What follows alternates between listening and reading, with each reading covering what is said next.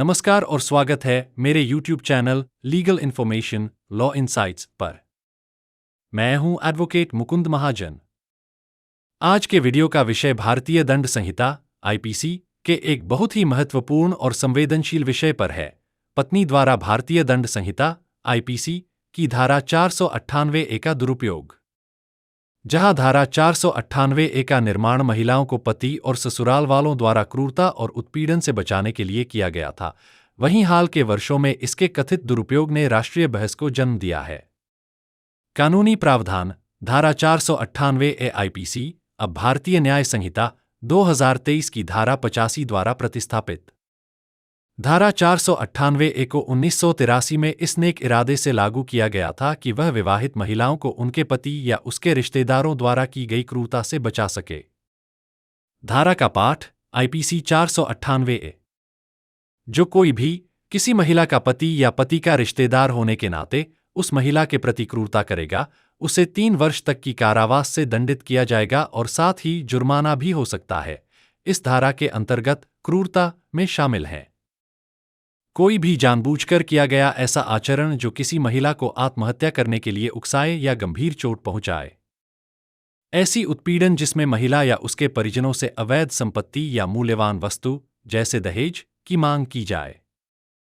अद्यतन भारतीय न्याय संहिता (बीएनएस) 2023 द्वारा प्रतिस्थापन 1 जुलाई 2024 से भारतीय दंड संहिता (आईपीसी) को भारतीय न्याय संहिता (बीएनएस) 2023 द्वारा प्रतिस्थापित कर दिया गया है। धारा 498A आईपीसी अब बीएनएस की धारा 85 बन गई है। इसमें कोई बड़ा मौलिक परिवर्तन नहीं हुआ है। क्रूरता की परिभाषा, दायरा, सजा और उद्देश्य समान रहे हैं। यह परिवर्तन मुख्यतः कानून को आधुनिक और भारतीय संदर्भों के अनुरूप बनाने के लिए किया गया है। पहले 30 जून 2024 तक भारतीय दंड संहिता 1860 के अंतर्गत धारा 498A लागू थी। अतः 1 जुलाई 2024 के बाद से कानूनी रूप से धारा 498A आईपीसी अब लागू नहीं है। विवाहित महिलाओं के खिलाफ क्रूरता के मामलों में अब भारतीय न्याय संहिता की धारा 85 लागू होगी। महत्वपूर्ण नोट: कानून का मूल भाव वही है, विवाहित महिला के प्रति क्रूरता अभी भी दंडनीय है। केवल धारा नंबर और संहिता के नाम में परिवर्तन हुआ है, आईपीसी से बीएनएस। धारा 85 बीएनएस के अंतर्गत अपराध अभी भी संज्ञेय, गैर जमानती हैं और न्यायालय की अनुमति से ही सुलह योग्य हैं। धारा के दुरुपयोग की समस्या कई महिलाओं ने इस कानून का उपयोग ढाल के बजाय हथियार के रूप में किया है, जिससे वे पति और पूरे परिवार के खिलाफ मामले दर्ज कराकर उत्पीड़न, समझौते के लिए दबाव बनाने या व्यक्तिगत प्रतिशोध के लिए इसका दुरुपयोग करती हैं। धारा 498A के दुरुपयोग के उदाहरण: महिलाओं द्वारा अनुचित लाभ उठाना। कई अवसरों पर देखा गया है कि कुछ महिलाएं धारा 498A का उपयोग निजी रंजिश निकालने या तलाक संपत्ति विवादों के दौरान दबाव बनाने के लिए करती हैं। झूठे आरोप कभी कभी केवल पति पर नहीं बल्कि उसके माता पिता, बहनों और दूर के रिश्तेदारों तक पर लगाए जाते हैं, जो कि विवाह विवाद से शायद ही जुड़े होते हैं। इन झूठे एफआईआर के चलते त्वरित गिरफ्तारी, सामाजिक कलंक और लंबे समय तक चलने वाले मुकदमे होते हैं, जिससे पूरे परिवार को मानसिक और आर्थिक रूप से काफी नुकसान पहुंचता है। न्यायालयों ने भी टिप्पणी की है कि कभी-कभी इस प्रावधान का उपयोग हथियार के रूप में किया जाता है और इसे कानूनी ब्लैकमेल के औजार के रूप में बदल दिया जाता है। नवीनतम मामला और सुप्रीम कोर्ट का निर्णय: एक अपील वास्तव में सुप्रीम कोर्ट में दर्ज की गई थी। मामले में एक्स बनाम उत्तर प्रदेश राज्य व अन्य 2025 INSC 203। सुप्रीम कोर्ट ने पति और उसके परिवार के खिलाफ आपराधिक कार्यवाही को रद्द कर दिया, यह देखते हुए कि एफआईआर का उद्देश्य मुख्यतः तलाक याचिका दायर करने के कारण था। पृष्ठभूमि: पति ने 17 जून 2021 को तलाक की याचिका दायर की थी। लगभग 2 महीने बाद पत्नी ने उसके और उसके परिवार के खिलाफ आईपीसी की धारा 498A, 504, 506 तथा दहेज निषेध अधिनियम की धाराओं 3 और 4 के तहत एफआईआर दर्ज करवाई थी। कानूनी कार्यवाही: इलाहाबाद उच्च न्यायालय ने आरोप पत्र और संज्ञान आदेश को रद्द करने की पति की याचिका खारिज कर दी थी। इसके बाद मामला सुप्रीम कोर्ट में अपील के रूप में गया।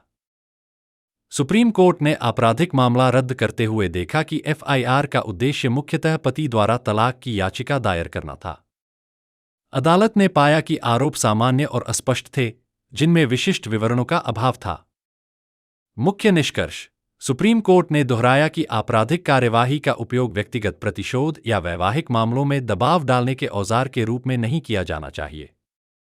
इसने धारा 498A जैसे प्रावधानों के दुरुपयोग को रोकने के लिए आरोपों की जांच पड़ताल करने के महत्व को रेखांकित किया। यह निर्णय न्यायपालिका की उस संवेदनशीलता को दर्शाता है जिसमें धारा 498A आईपीसी के दुरुपयोग की संभावना को समझा गया है और कानूनी प्रावधानों के निजी हितों के लिए दोहन को रोकने की आवश्यकता पर बल दिया गया है। कई अन्य अवसरों पर भी देखा गया है कि जैसे ही पति ने तलाक की याचिका दायर की, पत्नी ने आईपीसी की धारा 498A और अन्य संबद्ध धाराओं के तहत एफआईआर दर्ज करवाई। घटनाओं का यह क्रम शिकायतकर्ता के इरादे पर संदेह उत्पन्न करता है। न्यायालयों ने बार बार कहा है कि आपराधिक कार्यवाहियों को उत्पीड़न या मैट्रिमोनियल विवादों में दबाव डालने के साधन के रूप में उपयोग करने की अनुमति नहीं दी जानी चाहिए।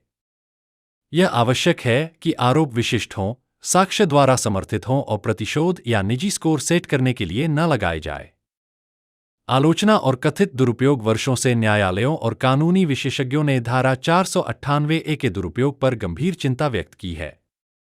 देखे गए समस्याएं: वैवाहिक विवादों के दौरान झूठे या बढ़ा चढ़ाकर पेश किए गए आरोप लगाना, पूरे परिवार, वृद्ध माता पिता, दूर के रिश्तेदार, छोटे भाई बहनों को बिना ठोस आरोपों के फंसाना, एफआईआर के बाद त्वरित गिरफ्तारी, सामाजिक कलंक और लंबी कानूनी लड़ाई, तलाक संपत्ति विवादों में फिरौती, प्रतिशोध या सौदेबाजी के औजार के रूप में धारा 498A का उपयोग, न्यायिक स्पष्टता और प्रक्रियात्मक सुरक्षा उपाय। न्यायिक टिप्पणियां: केवल धारा 498A 85 के तहत शिकायत दर्ज करना सजा दिलाने के लिए पर्याप्त नहीं है। एफआईआर को विशिष्ट, विश्वसनीय आरोपों के लिए जांचा जाना चाहिए। गिरफ्तारी स्वतः नहीं होनी चाहिए। जैसा कि ऊपर चर्चा की गई है, सुप्रीम कोर्ट ने अरनेश कुमार बनाम बिहार राज्य 2014 के मामले में अनावश्यक गिरफ्तारी रोकने के लिए दिशा निर्देश दिए थे। अरनेश कुमार मामले में महत्वपूर्ण निर्देश: पुलिस को गिरफ्तारी से पहले प्रारंभिक जांच करनी चाहिए। मजिस्ट्रेट को गिरफ्तारी को उचित ठहराने से पहले सावधानीपूर्वक मूल्यांकन करना चाहिए। अन्य महत्वपूर्ण सुप्रीम कोर्ट एवं उच्च न्यायालय के निर्णय: जयंतीलाल वडीलाल शाह बनाम गुजरात राज्य regular criminal miscellaneous application 9-10,048 of 2023। निर्णय तिथि 12 जून 2023। विशिष्ट भूमिका आरोप के अभाव में वृद्ध दादी के खिलाफ एफआईआर रद्द। जयदीप प्रवीण सिंह चावड़ा एवं अन्य बनाम गुजरात राज्य क्रिमिनल अपील 9-735 ऑफ 2024। निर्णय तिथि 28 फरवरी 2024। आत्महत्या से जोड़ने वाले प्रत्यक्ष साक्ष्य के अभाव में धारा 306 आईपीसी का आरोप हटाया गया। धारा 498A का परीक्षण जारी। आशीष जयंत जानी बनाम गुजरात राज्य regular criminal miscellaneous application 9-2622 of 2024। निर्णय तिथि 2 अप्रैल 2024। 9 वर्षों बाद की गई पुरानी घटनाओं और तथ्यों को छुपाने के कारण एफआईआर रद्द। मयूरी पत्नी संतोष कहार बनाम गुजरात राज्य regular criminal miscellaneous application 9-7412 of 2024। निर्णय तिथि 29 सितंबर 2024। विशिष्ट कृत्यों के बिना लगाए गए समग्र आरोप अस्थिर होने के कारण एफआईआर रद्द। धारा 85 बीएनएस पूर्व में 498A आईपीसी के महत्वपूर्ण पहलू: गैर जमानती और संज्ञेय अपराध। पुलिस वारंट के बिना गिरफ्तारी कर सकती है, लेकिन अरनेश कुमार मामले के दिशानिर्देशों का पालन करना अनिवार्य है। प्रथम श्रेणी के मजिस्ट्रेट द्वारा विचारणीय। कुछ राज्यों में न्यायालय की अनुमति से ही सुलह योग्य।